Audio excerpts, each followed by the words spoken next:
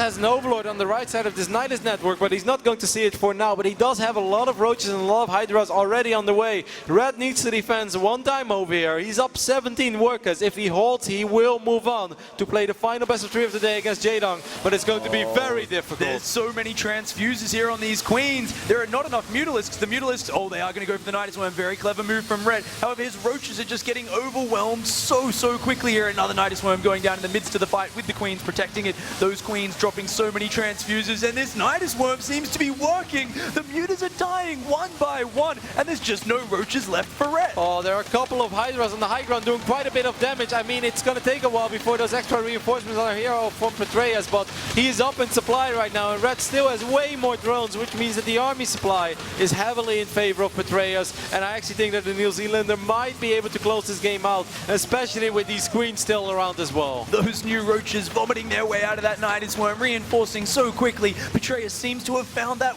one single blind spot in Red's vision. Red was looking so good, but he seems to have been surprised by this. He's mounting a valiant effort on the high ground, taking out many roaches and queens as they climb up that choke point, but there's just so many more roaches spilling out. There are 24 roaches currently on the map for Petraeus against only 7 for Red. That seems like an almost impossible hold. Petraeus, with that one maneuver, the one Nydus network going down, lost so many drones in the process throughout the entire game, but all these, these queens, these roaches, they should be able to close it out for him.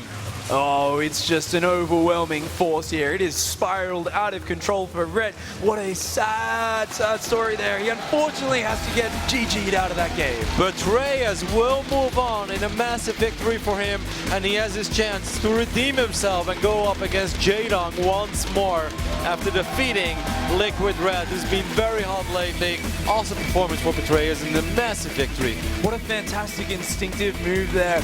Finding that opening with that Nydus counterattack after being pushed into his side of the map. Such a